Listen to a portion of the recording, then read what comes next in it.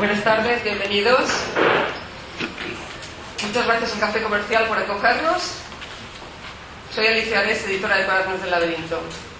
En días como hoy, en los que para decirnos que el paro ha subido a 6 millones, nos dicen que ha habido un equilibrio en la destrucción del empleo, es gratificante escuchar a poetas como Mills, que usan la palabra precisa, sin mentirnos, y también usan el silencio y tienen respeto por el lector.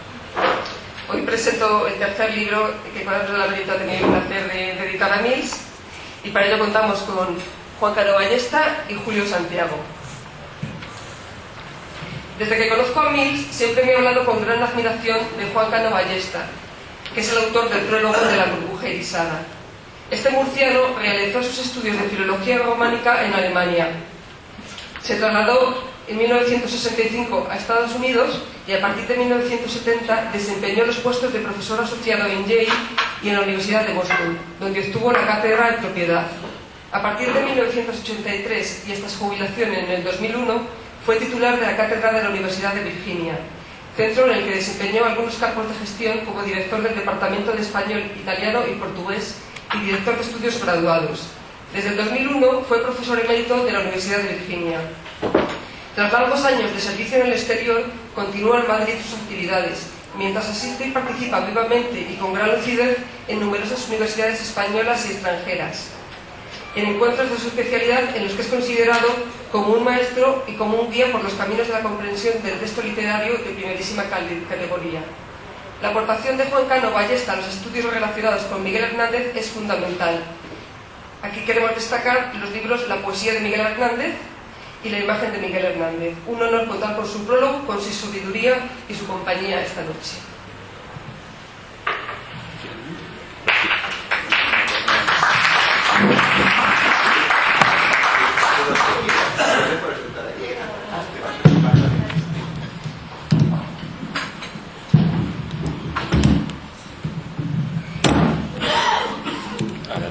A ver si lo ponemos cerca.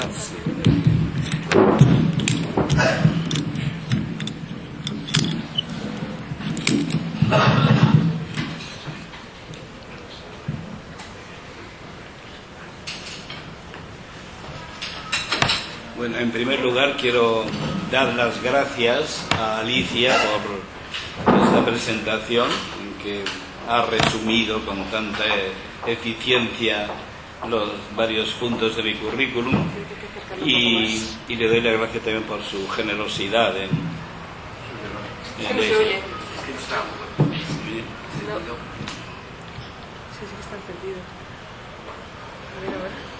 Hay que arrimarse un poquito más.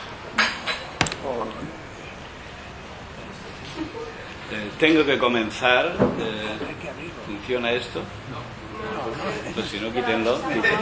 Quítenlo si quieren.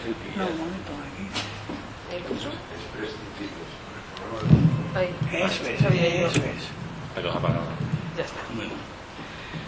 Bueno, tengo que comenzar diciendo que me alegro y es un gran placer para mí el estar aquí en este acto acompañando a Mills, viejo amigo y también viejo colega, ya desde hace muchos años, ya que lo conocí precisamente en los cursos de verano de Middlebury College, hace muchos años, serían los últimos 60, me imagino, los primeros 70, y en fin, entonces tuve la ocasión de conocerlo y charlamos en diversas ocasiones durante aquel verano. No sé si otro verano que también estuve allá, coincidí también con él, creo que fueron 2 veces, pero yo tengo un grato recuerdo de aquellos cursos de verano y a este recuerdo va unido el conocer a Mills Edgerton. Después cada uno siguió su camino, él en la Universidad de Bucknell en Pensilvania y yo estuve en varias universidades en Yale, Boston, Pittsburgh y Virginia. Pero ha sido en los últimos 10 o 12 años, en los que he podido tratar un poco más con él, sobre todo en la tertulia Amigos de las Letras del Café Gijón, que es una tertulia que tiene una larga trayectoria, ya que es la continuación de la tertulia que presidía José Luis Cano, la tertulia de Ínsula que presidía José Luis Cano, y a la cual él le dio tanta importancia y relieve en el mundo de las letras, con su actividad y su personalidad, y también con la revista Ínsula. La ocasión de este acto es, como digo, la presentación del último libro de poemas de Mills Edgerton. Y quiero comenzar diciendo unas palabras así generales sobre la poesía. Simplemente indicar cómo allá por los años 80 del siglo pasado se solía acusar a las últimas promociones de poetas de seguir prisioneras del culturalismo, del preciosismo y del esteticismo, y de no haber sido capaces de superar los logros de la poesía social y de la poesía de los novísimos. Los novísimos habían llegado a dominar ciertos ambientes literarios, a dominar las revistas, las publicaciones y las editoriales más prestigiosas. Se decía por entonces que las nuevas generaciones de poesía carecían de originalidad, que seguían dando vueltas y más vueltas en torno a las diferentes especies de culturalismo, ya sea técnico, estético o histórico, que ha definido a la poesía española durante varias décadas. Pero también, por otra parte, tengo que decir que muchos críticos entonces señalaban la aparición de nuevas promociones de poetas que cultivaban siempre una lírica personal, despreocupados de todo grupo literario y de toda escuela. De modo que ambas corrientes son reconocidas por la crítica.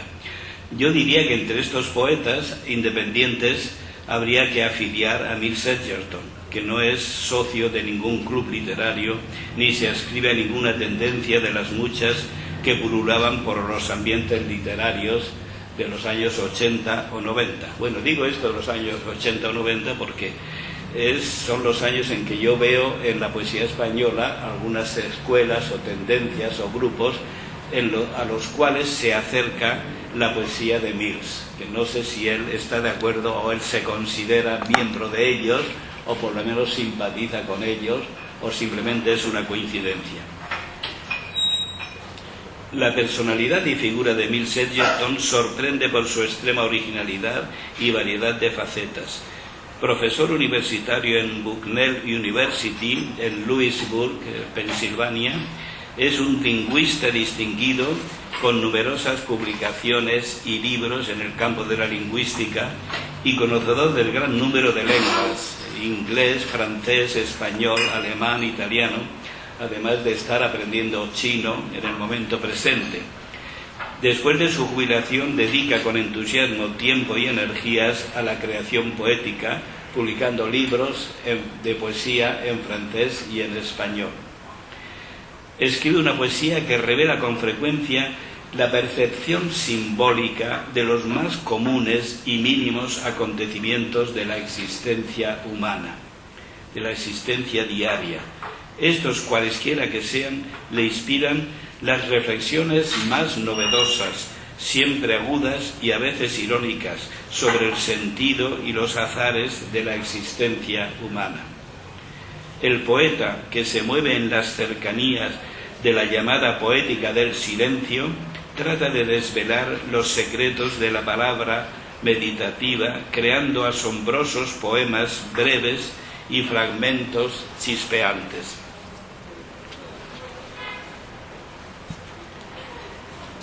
La mejor manera de hablar de este tipo de poesía y de este libro, el libro que tenemos delante,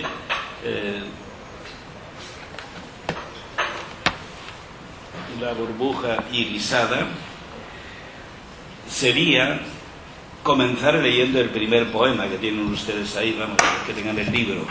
El primer poema se titula a las 5 de la tarde. Es un poema, el título ya cargado de resonancias y agüeros, ya que nos recuerda el conocido verso "eran las 5 en punto de la tarde", con que Federico García Lorca invocaba la hora tremenda y fatídica del enfrentamiento con la muerte del torero Ignacio Sánchez Mejías.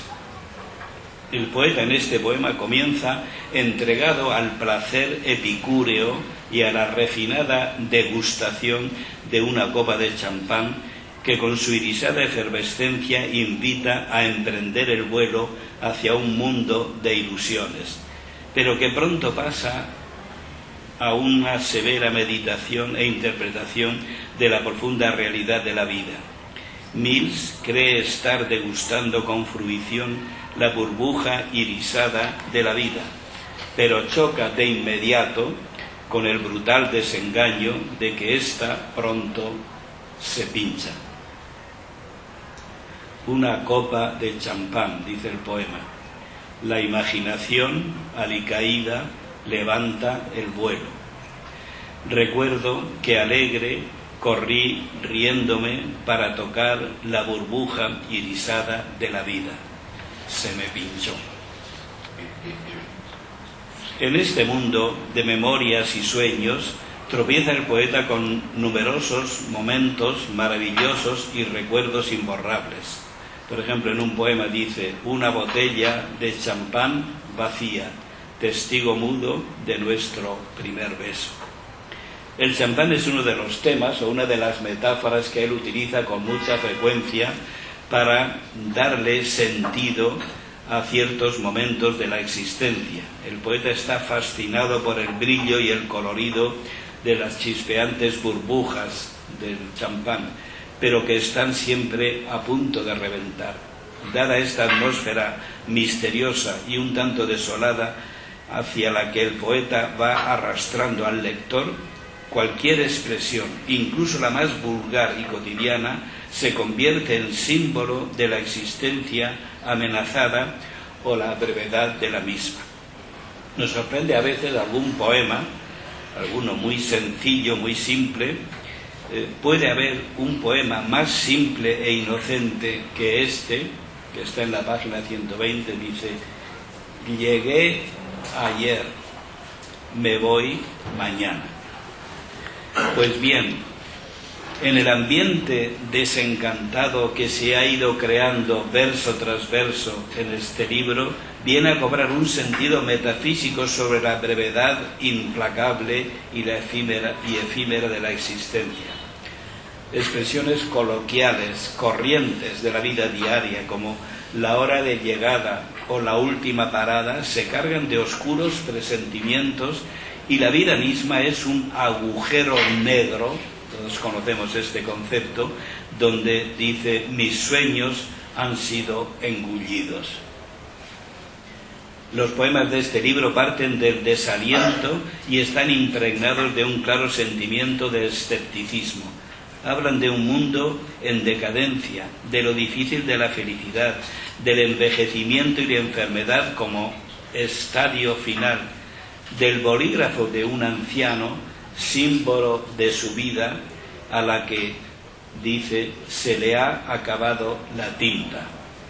Aunque también aparece algún rayo de esperanza y algunos poemas brillantes y optimistas.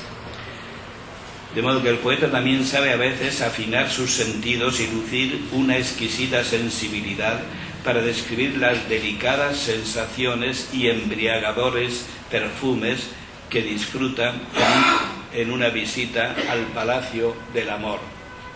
Dice, por ejemplo, un poema de la página 54, dice: para guiarme por los pasillos de tu alcázar, has dejado pétalos de rosa en el suelo, en el aire tu perfume de azahar.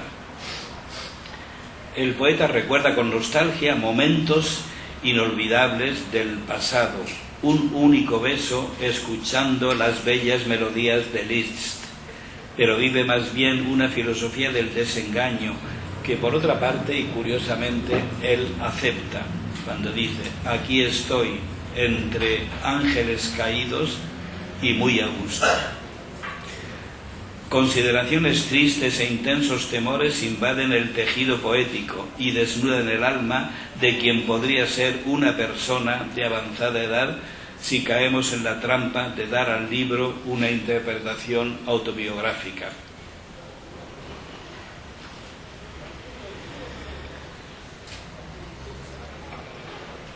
La voz lírica toca los más diversos sentimientos, preocupaciones y angustias, los más variados temas sociales y políticos.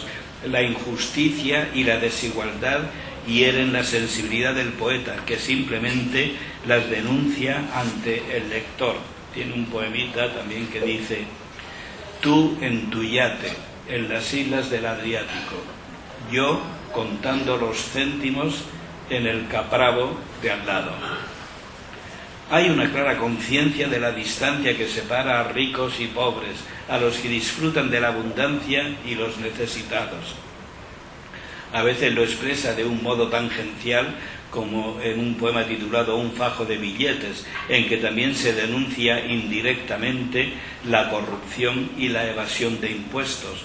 Otras veces escribe acerados versos simples y directos, inculpando el sistema que devora niños, mujeres, ancianos en el altar humeante del culto al dios Moloch. Hay poemas de puro disfrute sensorial de la belleza, como Caribeña, versos del juego entre amantes, a veces a la luz de la luna, o de un humor amargo y sarcástico que desgarra el bello mundo poético en que tal vez nos creíamos sumergidos. Hay critica varios aspectos de la sociedad moderna, critica el machismo, critica el entusiasmo juvenil por el rock, critica ciertos hábitos sociales, critica el matrimonio como institución y critica la discriminación entre razas y otros muchos aspectos de la sociedad moderna.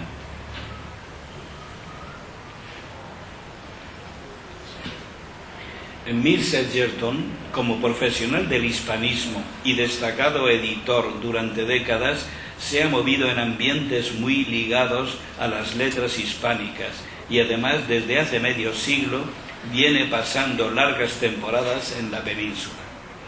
No conozco sus hábitos de lectura y no sé hasta qué punto la lírica española puede haber dejado huella en su creación poética. Por ello, no me parece impropio hacerme un par de preguntas. Primera, ¿mantiene Edgerton alguna dependencia o relación con la poesía española de los años 80, la más próxima a sus gustos líricos? Y segundo, ¿cuál sería esta relación? ¿Qué escuelas, gustos, tendencias, autores o movimientos líricos serían los más próximos a su obra? Solemos decir los críticos a veces que la poesía española de los primeros años 80, tras superar el exhibicionismo culturalista a que se había entregado durante años, se inclinaba hacia una intensificación de la reflexión metafísica y del pensamiento. Por los mismos años 80 y 90 logra la poesía española gran auge y esplendor en la estética del silencio y en la poesía minimalista, y se llega a desarrollar un tipo de lírica que presenta unas constantes temáticas y críticas muy características. Se depura el lenguaje, se suprime todo lo anecdótico y lo narrativo, y se intensifica la meditación filosófica. José Luis Jover, fiel promotor de la misma, llega a decir: es el poema una metáfora del silencio.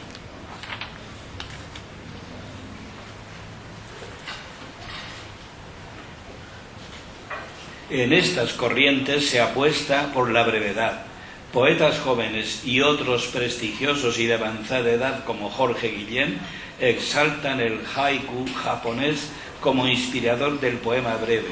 Se busca el magisterio de grandes maestros y se encuentra a Octavio Paz como tales: Octavio Paz, Paul Celan, María Victoria Atencia, José Gutiérrez, Genaro Talens, Luis Suñén, Jaime Siles, Andrés Sánchez Robaina, Amparo Amorós y otros muchísimos siguen en ciertos momentos de su obra esta línea, escribiendo en clave minimalista, con pocas palabras y condensado muy intensamente el pensamiento y la reflexión generalmente filosófica.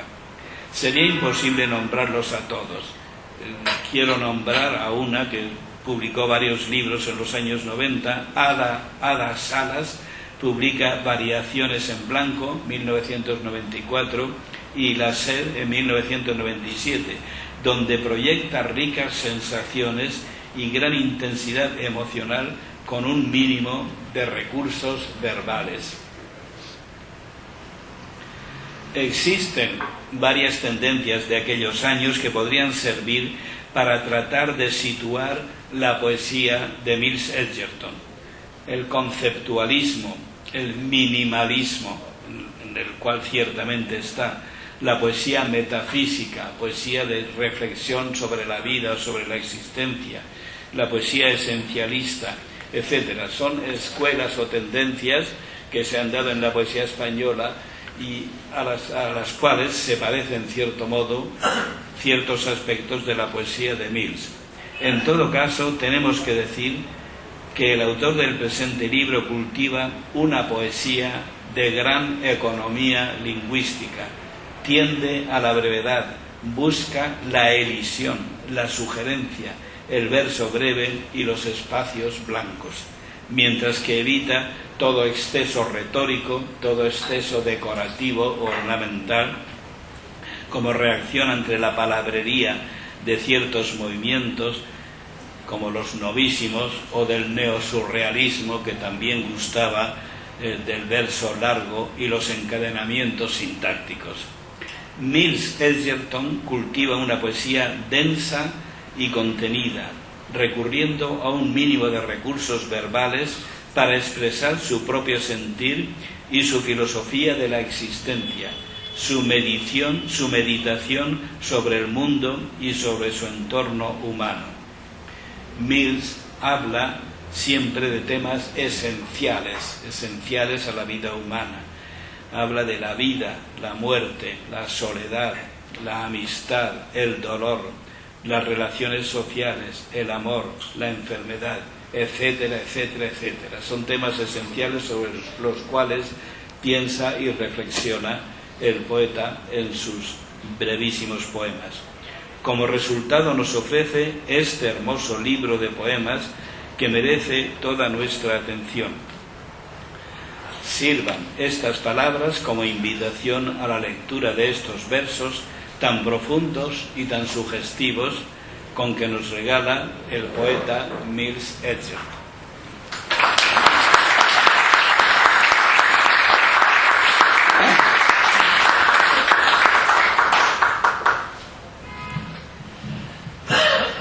Muchísimas gracias por tantas palabras. Y voy a ceder la palabra a Julio Santiago. Julio es rara vez la persona dentro del mundillo cultural madrileño que no conozca a Julio. Este escritor, pintor y enfermero que destaca por ser uno de los mejores anfitriones que conozco, que ampara a los jóvenes artistas bajo su capa y que nos hace reír constantemente por su búsqueda de la provocación creativa. Es hijo de Miejadas Cáceres y los últimos poemarios que ha publicado son Poesía depilada 1 y 2, Ojo y Eva y Uluago. Además quiero indicar que es muy amigo de Mills, quizás sea la persona que mejor le conoce en España. Hola, buenas tardes a todos. Muchas gracias Alicia y a Carlos Augusto por lo que te toca. Yo vengo en calidad hoy de amigo y de lector. Creo que aquí el profesor Juan Cano Ballesta conoce profundamente la obra de Mills y también mucho a Mills, y creo que ya ha hablado bastante de su biografía. Posiblemente algo que no se haya dicho es que Mills está muy orgulloso de ser sucesor de unos nativos norteamericanos que se asentaron allí en lo que se llamó luego Nueva Inglaterra, porque creo que pocas familias norteamericanas pueden contar esto, que fue desde muy temprana edad un niño curioso, curioso por el conocimiento del mundo, sobre todo ese mundo que no le tocó vivir, es el mundo que él fue inventando desde que tuvo concepto de lo terrible que le rodeaba, ¿no? Algo que sí se ha dicho, pero que yo siempre ahondo, porque creo que todo este carácter que se empieza a forjar en Mills como niño curioso por los idiomas, por el dibujo, por la pintura, por el arte en general, por la musicalidad, yo creo que es muy importante tener conocimientos de que este señor que tengo a mi izquierda, cuando tenía 12-13 años, empezaba a aprender por su cuenta español, italiano, francés, alemán. Luego se casa con una sueca y empieza a aprender chino, ¿no? Pero lo del chino lo arrastraba desde la infancia, porque el chino es algo muy importante con la poesía que Mills hace actualmente. Porque los caracteres chinos, que creo que dentro del chino mandarín hay 3.000 caracteres, si no me equivoco, aproximadamente, y los que creará Mills, por supuesto, porque él es un gran creador de palabras, es muy importante porque desde muy pequeño él sintió esa necesidad de conocer ese idioma, porque en una letra o en un carácter va el dibujo, va la palabra, va la poesía y también va la musicalidad. Y yo creo que él tiene una gran influencia oriental desde su infancia, que ha ido sedimentando y que actualmente su poesía tiene mucho que ver desde hace aproximadamente un par de décadas con eso, ¿no?, que muchas personas nos presentan como novedad, ¿no?, el haiku oriental. Pero yo creo que él no imita ninguna forma, él hace su propia forma y sabe contar muy bien las cosas desde una poesía innovadora, personalizada, y desde una poesía que creo que es personal. Yo le decía ayer, cuando comíamos, Mills y yo teníamos un debate sobre, bueno, pues la pobreza de la poesía que ha llegado hasta nosotros, porque creo que obteníamos como conclusión que la gente, los poetas, tienen como miedo, pudor, a expresar lo que realmente son, lo que realmente piensan sobre el mundo que les rodea, ¿no?, y sobre lo que a ellos mismos les ha podido ofrecer este mundo. Y yo creo que es un gran defecto, ¿no?, porque luego se tiende a imitar formas, que bueno, que esto en un pasado estaba justificado, el hacer unas estructuras poéticas con metro y rima, porque la mayor parte de la gente no sabía ni leer ni escribir, y era una forma de que tanto la prosa como la poesía tuviera una medición y una musicalidad para que pudiera llegar a la población. Pero no estamos ya en ese momento. Creo que hemos evolucionado, afortunadamente, no tanto como quisiéramos, pero sí hemos evolucionado, y creemos, tanto Mills como yo, con nuestra forma de hacer poesía, que hay que innovar. La poesía de Mills es una poesía que yo creo que desde la forma y la esencia busca una cosa, busca la actitud positiva frente a la vida. Creo que él es un gran promulgador de la felicidad del ser humano, y creo que él ofrece en sus libros un punto de equilibrio entre lo que es la tristeza y lo que es la euforia. Estos son estadios anímicos. Esto no es lo que realmente Mills quiere transmitir. Él quiere transmitir esa felicidad, ese saber estar con uno mismo, ese conocerse, ese dialogarse, ese quererse, ese amor propio que tanto nos inculcó la cultura judeocristiana y que tampoco practicamos, ¿no? Yo creo que cuando yo leo este libro me doy cuenta que desde aquel libro, que creo que fue el primer poemario en español, si no me equivoco, Una honda copa de tinto, el segundo o el tercero, pero ese poemario para mí fue muy importante porque fue el punto de inflexión para nuestra amistad, ¿no? A nosotros, de una forma indirecta, nos presentó una señora llamada Gloria Fuertes, que fue también profesora invitada en la Universidad de Bucknell, en Pensilvania, donde Mills era catedrático de lenguas románicas, se decía entonces así, ¿no? Y creo que desde aquel poemario hasta este, creo que lo positivo de Mills es que precisamente ha encontrado ese punto de equilibrio del que yo hablaba. Yo creo que ha restado mucho lo que era la melancolía, lo que era la tristeza, lo que era la expresión de la maldad humana, y yo creo que poco a poco ha ido desequilibrando de alguna forma un poco la balanza, o equilibrando mejor dicho la balanza hacia el lugar de la euforia, de la alegría, de la esperanza, que yo creo que él sabe que obviamente sabemos de qué va la vida, ¿no? Sabemos que la vida es miserable, que el ser humano es vulnerable frente a los contratiempos que nos puedan surgir, y creo que bueno, que mañana puede no existir para todos nosotros.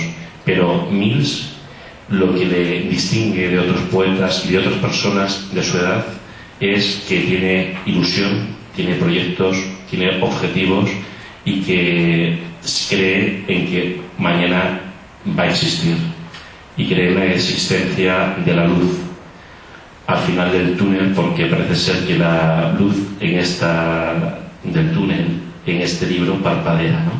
Es decir, no es nítida, y yo creo que eso es algo positivo. Yo estoy muy orgulloso de haber conocido a Mills, porque para mí se ha convertido, para mí y para muchas personas de mi generación, que yo soy un poeta de los 90, pero del final de los 90, no del comienzo de los 90, y yo creo que para nosotros se ha convertido en un referente, tanto en la prosa como en la poesía. Él es ensayista, él es cuentista, él es novelista, él es poeta. Para nosotros se ha convertido en un referente porque creo que Mills tiene una forma diferente de hacer las cosas, y creo que es muy importante en los tiempos que corren encontrar personas dentro del campo del arte y de cualquier campo que sean auténticas y que se limiten a ser ellos mismos.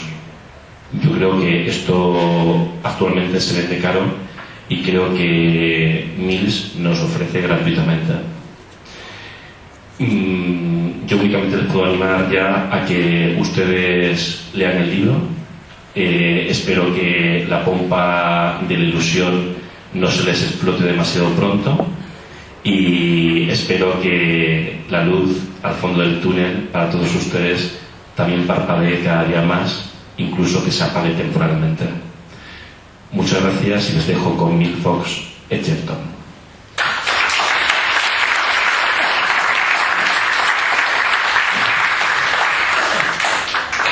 Un segundo, que te pongo esto ya. A ver, un segundo.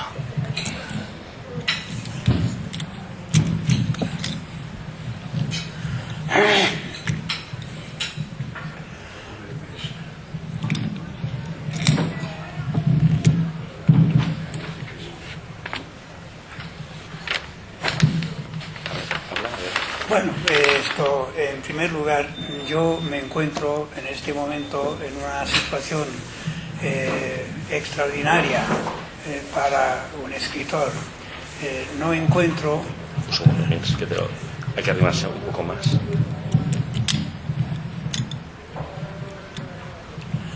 Bueno,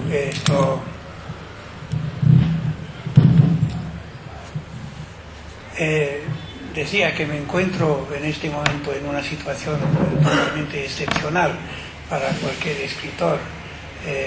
Es que no encuentro palabras adecuadas para agradecer a Juan Cano el prólogo que ha escrito para este libro y la amistad que tengo con él, como tampoco las encuentro para expresar mi agradecimiento a Julio por su amistad y por el análisis que ha hecho él también de mi vida y de mi obra. Soy un hombre privilegiado y me doy cuenta de ello. Ahora, lo que voy a hacer es leer algunos de los poemas del libro. El primero: comía una magdalena y bebía té. No bebía té. Queso manchego, un robusto Rioja, el sabor de tus labios, el perfume de tu piel.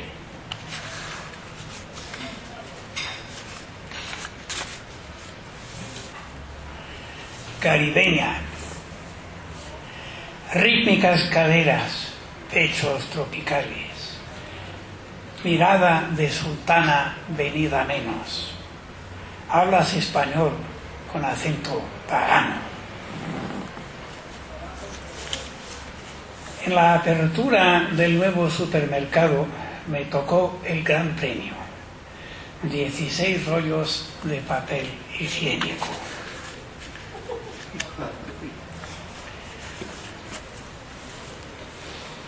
Bajando por las galerías de mi alma hasta el fondo, abrí una tras otra todas las puertas que abrigaban amores, horrores, bondades, maldades mías. Sin secretos, sigo adelante.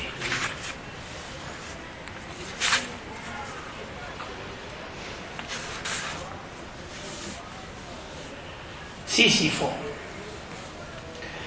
volvió a subir la piedra de su amor a la cumbre, una vez, 10 veces, 100 veces. La última rodó a sus pies. Se la quedó mirando, se fue por el páramo y el viento frío.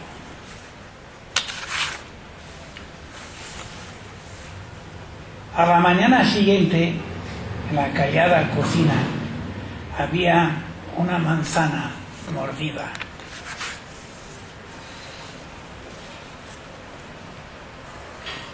¿No estás cómodo en tu pellejo? Claro, si tenéis que compartir tan poco espacio con odios, temores, pecados y rencores. Un fajo de billetes. Lo encontré al lado de un banco del Retiro. 50.000. Liquidar la hipoteca, ayudar a mi hijo a realizar su sueño. No pude. Lo entregué a la policía, al propietario. Diputado por Madrid me dio las gracias y 10 euros.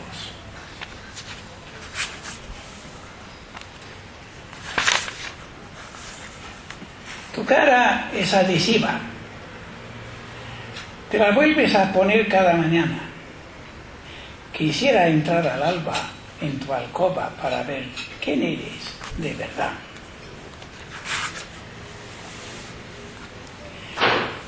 En el Palacio del Lago, luces, violines. Desde la terraza me miran. Ojos negros, un abanico, tul verde, una rosa en la cintura. La cancela de la verja está cerrada con llave.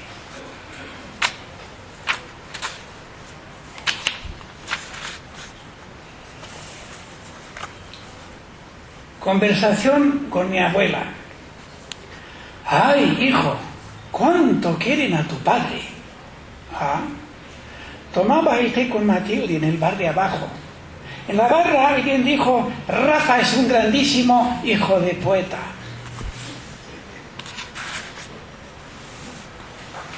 Concierto de rock. Luces psicóticas, humaredas, escenario palpitante, ululante oleaje, melena salvaje, huesudo tórax, desnudo, paquete proclamado. Agudos aullidos, fraguados por robots, la belleza abofeteada por estos vástagos nuestros cavernícolas.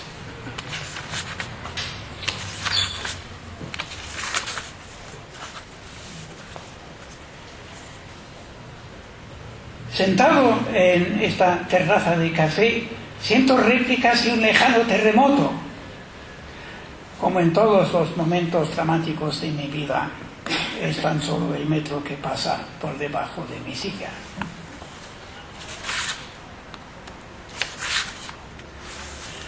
No me digas eso.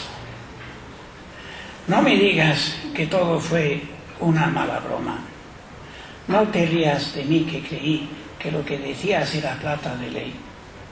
No me digas que nunca me quisiste, que yo fui tonto.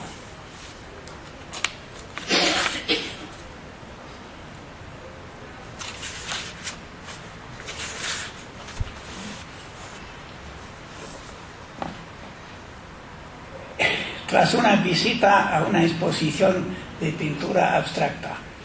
¡Qué tontería! Eso lo hago yo. Ah, que sí. Pues aquí tienes pinceles, lienzo, colores. A ver. Huido del paraíso de los ilusos, aquí estoy entre ángeles caídos y muy a gusto.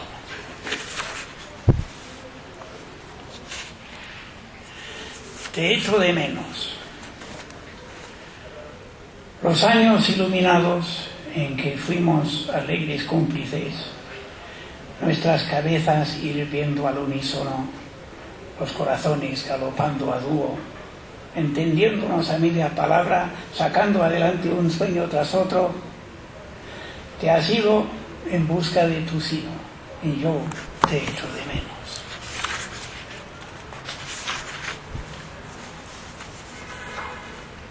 Te escucho, oigo el espanto del niño que fuiste, la desconfianza del joven herido, el dolor que no puedes olvidar.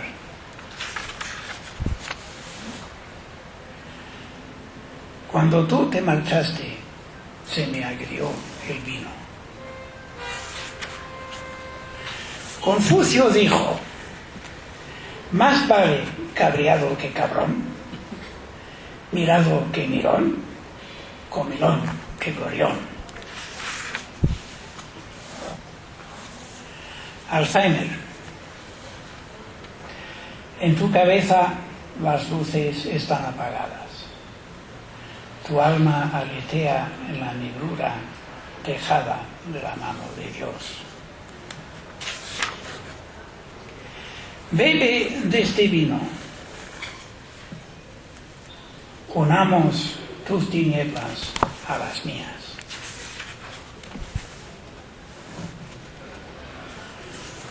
Años vacíos, ansias barridas por el tiempo, crisis llevadas por el viento.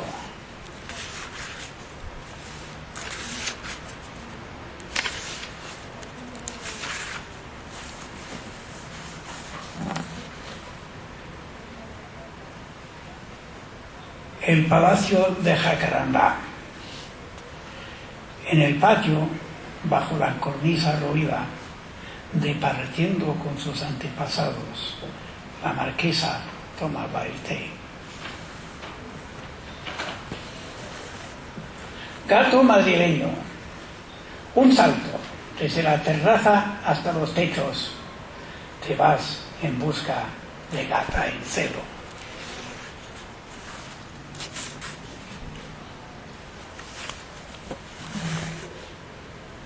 Asoman a tus ojos diamantinas lágrimas calientes. Ahogas un grito de dolor, aprietas los puños, recuerdas. Te perseguían, te golpeaban, te escupían porque tu piel no era blanca.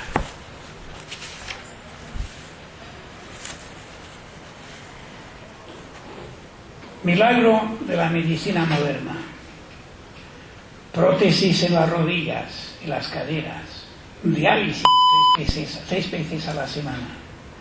Un marcapasos, audífonos y esa vacía mirada fija.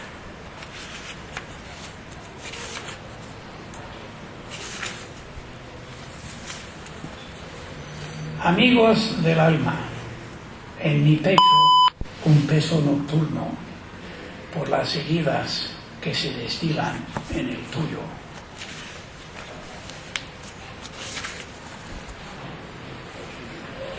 Detrás de esa sonrisa te atrincheras cuando hay riesgo de que adivinen tus penas secretas. En la escalera que conduce al cielo, a medio subir, faltan 10 escalones.